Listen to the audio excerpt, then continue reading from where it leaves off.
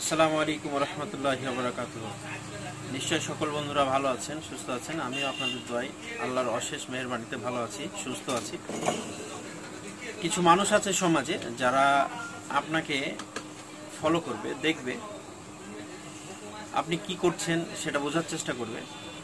তখনও আপনি চেষ্টা চালিয়ে যাচ্ছেন, তখন হয়তো পিছন থেকে সে বলা বলি করবে মানুষের সামনে যে এর মাথা পাগল হয়ে গেছে, এই উদ্ভট সময় নষ্ট করছে, কি যে করছে এমন বিষয়। যখন আপনি সাকসেসের দিকে যাবেন তখন সে ঈর্ষান্বিত হবে, হিংসা শুরু করবে এবং আপনাকে পিছ থেকে টেনে ধরার চেষ্টা করবে। যখন আপনি সাকসেসফুল হয়ে যাবেন তখন দেখবে যে আর পিছন থেকে টেনে লাভ নাই, তখন সে হাঁপ ছেড়ে দিবে এবং হাল ছেড়ে দেওয়ার পরে সে নিজে তখন লক্ষ্য করবে তার জীবনের যে সময়টুকু, সেই সময়টুকু মানুষকে পিছন থেকে টেনে ধরতে ধরতেই সে পার করে দিয়েছে। অতএব সে যে ঘুরে দাঁড়াবে বা নিজে কিছু একটা করবে সেই সময়টুকু সে হারিয়ে ফেলবে। কিন্তু সেই সময়ের মাঝে আপনি মোটামুটিভাবে এমন একটি জায়গায় পৌঁছে যাবেন, সেই জায়গা থেকে আপনাকে কেউ পিছিয়ে টেনে নিয়ে আসতে পারবে না এবং আপনি সমাজে একটি ফ্যাক্টর হবেন। সমাজে আপনার একটি নির্দিষ্ট পজিশন থাকবে, সম্মান থাকবে, ইজ্জত থাকবে, সব কিছু থাকবে। এর জন্য যখন একজন মানুষ ভালো কাজ করে তখন সমালোচনা এটা স্বাভাবিক ব্যাপার। যদি কারো সমালোচনা না হয় তাহলে বুঝতে হবে যে তার আসলে কাজে তেমন কোনো রেজাল্ট আসছে না, তার কাজে তেমন একটি নাড়া দিতে পারছে না কাউকে, বা কাজের রেজাল্ট ভালো না। এক কথায় আপনি যখন সমাজে ফ্যাক্টর, তখন আপনাকে নিয়ে আলোচনা, সমালোচনা, সুনাম, দুর্নাম সব ধরনের কাজ হবে। অতএব ভালো কাজ করুন, সমালোচনা আসবে, তখনই বুঝতে হবে যে আপনার কাজে কাজ হচ্ছে। আমি এখন একটি কাজ দেখাবো, কাজটির বিষয়ে আগে বলে দিই। আমি শিরোনাম রেখেই কাজগুলো দেখানোর চেষ্টা করি, কারণ অনেক সময় শুধু কাজ দিয়ে মানুষকে বোঝানো সম্ভব হয় না, যার কারণে আমি কিছু একটা ভূমিকা রাখি সব সময়ের জন্য। একটি চাইনিজ ফোন যখন আপনার কাছে আসছে, সিপিইউ প্রবলেম, সেটি ওভারসেন্স বা শর্টিং বা বিভিন্ন রকম ট্রাবল দেখাচ্ছে, সেই সময় আমাকে ফোনটিকে প্রাথমিকভাবে আমার পার্টস চেঞ্জ করতে হবে। যদি পার্টসটির সমস্যা হয় সিপিইউ থেকে সরাসরি, তাহলে সিপিইউ চেঞ্জ করতে হবে। তো এখনকার চাইনিজ ফোন দেখা যাচ্ছে যে সিপিইউ আমি চেঞ্জ করব, সেই সময় সিপিইউ এর সঙ্গে এক্সটার্নাল ফ্ল্যাশের আইসি নাই, সেক্ষেত্রে আমাকে সিপিইউ এর উপরে ফ্ল্যাশিং করতে হবে। সো আমি সিপিইউটা চেঞ্জ করলাম। সিপিইউ চেঞ্জ করার পরে সেই সিপিইউতে আমাকে ফ্ল্যাশ করতে হবে। ফ্ল্যাশ করতে গিয়ে দেখছি যে আমার কম্পিউটারের সঙ্গে আইসিটা ডিটেক্ট করছে না, ইউএসবি লাইন ডিটেক্ট করছে না। সেক্ষেত্রে আমরা কি করব? এই ধরনের সমস্যায় অনেক পড়ে আছি আমরা বিভিন্ন দিন সময় থেকেই, এবং এর যথাযথ সলিউশন আমরা নেটে বা ইন্টারনেটে পাই না। আপনারা জানেন যে বাংলাদেশে আসলে এ ধরনের সাপোর্টারের খুব অভাব ছিল। কোনো এক সময় বাংলাদেশে অনেকজন ব্যক্তি, যাদের নাম আমি খুব শীঘ্রই আপনাদের সামনে প্রকাশ করব, তারা জিএসএম ফোরাম সহ ঢাকা মোবাইল এবং এই ধরনের যত ইন্টারনেটের ওয়েবসাইট আছে, এই ওয়েবসাইটগুলোর মাধ্যমে আমাদের জিএসএম সেকশনের বন্ধুদেরকে হেল্প করার জন্য অক্লান্ত পরিশ্রম করেছে। তারা কিন্তু বিনিময়ে তেমন কিছু পায়নি সেখান থেকে, এমনকি সম্মানের জায়গা থেকেও তারা অনেক দূরে, যার কারণে তাদের নাম প্রকাশ করতে হবে, কারণ তাদেরকে সম্মান করা আমাদের দায়িত্ব এবং কর্তব্য। এবং যদি আমরা তাদেরকে সম্মান করতে না পারি, ভবিষ্যতে আর কোনো ব্যক্তি হয়তো এই পজিশনে এসে আমাদেরকে হেল্প করবে না।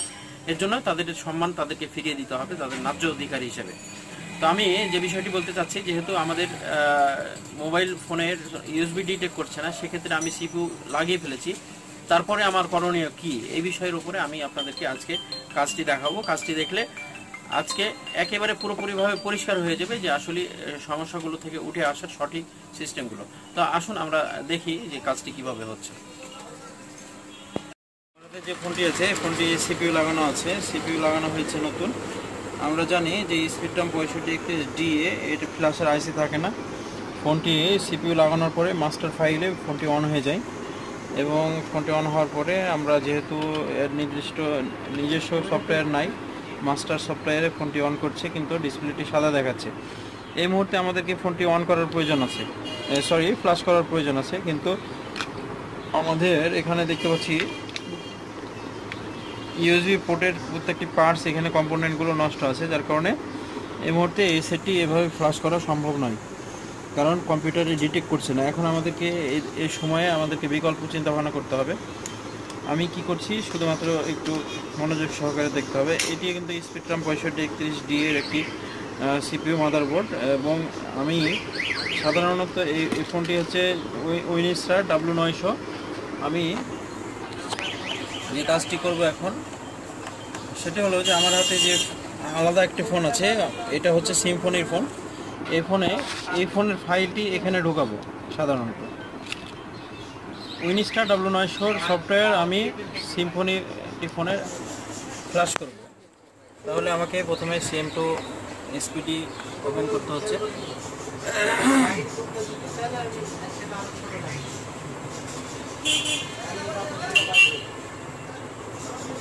6531 ডিটেক্ট করলাম। এবার ফ্ল্যাশিংয়ে যাব, তারপরে বিন ফাইল, এবং এখানে দেখতে পাচ্ছেন যে উইনস্টার W900 6531 বিন ফাইলটি আমি এখানে নিলাম। নেওয়ার পরে আমি ফ্ল্যাশিংয়ে দিচ্ছি।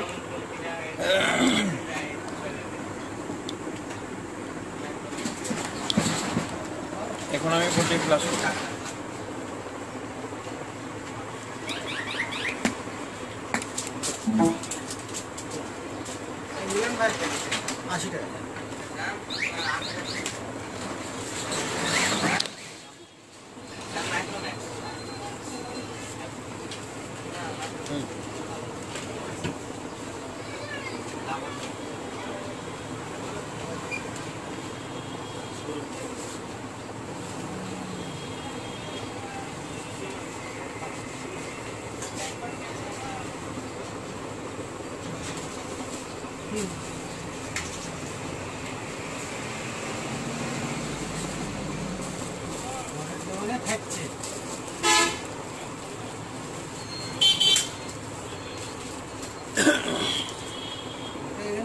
one time video session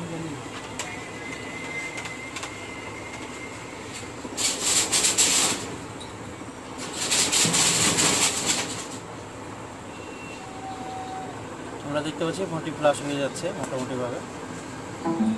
আচ্ছা, ফ্ল্যাশ আমাদের কমপ্লিট। তাহলে বিষয়টি কি দাঁড়ালো, আমার হাতে যে সিম্ফনি ফোনটি আছে, সিম্ফনি ফোন এখন উইনস্টার হয়ে গেল। এখন দেখি ফোনটি অন হয় নাকি, হতেও পারে, শিওর না, অন হতেও পারে নাও হতে পারে।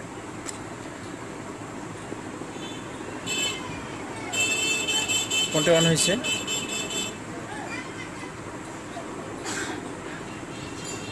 এখন আমাদেরকে যে কাজটি করতে হবে, ফোনটি সিম্ফনি কিন্তু ফোনের সিপিইউতে সরাসরি উইনস্টারের ফাইল আছে যেহেতু, অতএব সিপিইউটা এখন উইনস্টারের W900 মডেল হয়ে গেছে। আর এখন যেহেতু এই ফোনটি ফ্ল্যাশ করা যাচ্ছে না, আমি এই উইনস্টারের সেটের সিপিইউটা আমরা এখন এখান থেকে রিমুভ করব।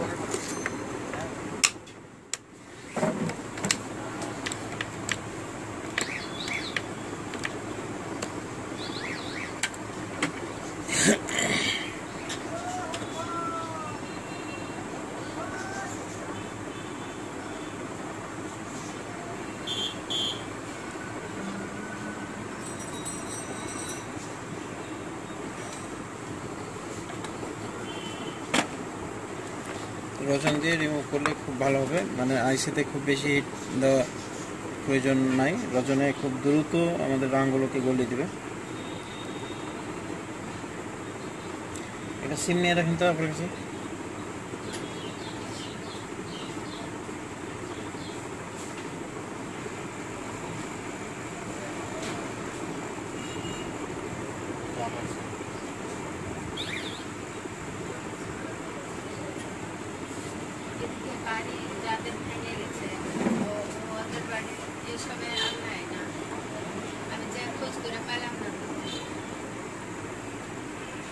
বলছে যে সব টাকা দিয়ে কিনেছে।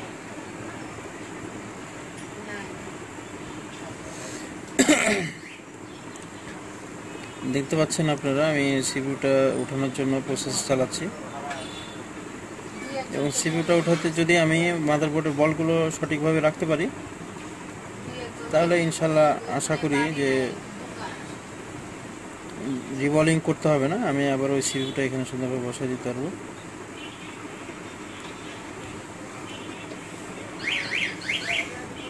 আর সিপিইউটা সুন্দরভাবে উঠেছে এবং মাদারবোর্ডের বলগুলো একেবারে অ্যাকুরেট আছে।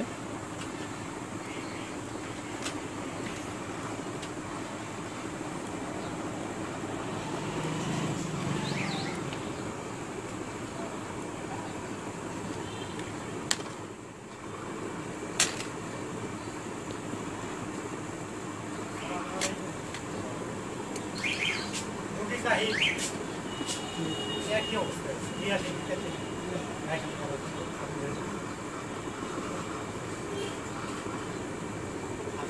ভাই ব্যাপী ব্যস্ত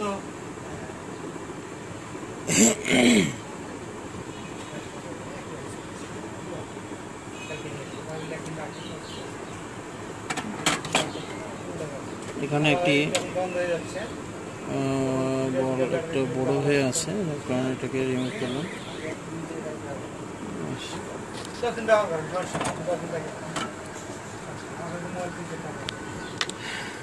তাহলে এখন সিম্ফনির মাদারবোর্ড থেকে সিপিইউ তুলে আমি ওয়েনস্টারে লাগাইতেছি।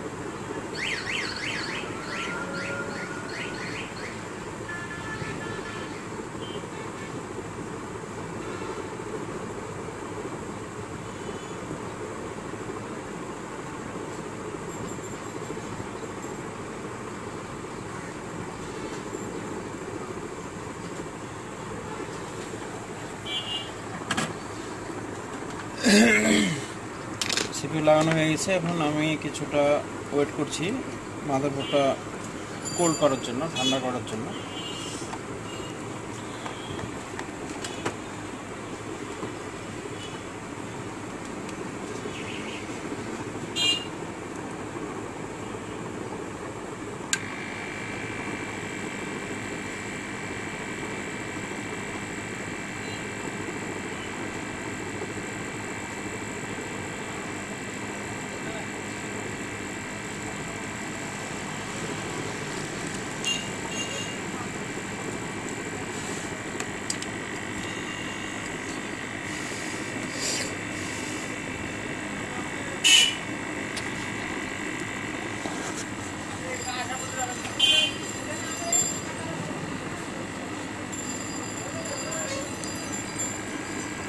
দেখা গেল ফোনটি ওয়েনস্টার হয়ে গেছে এবং কমপ্লিট রেজাল্ট।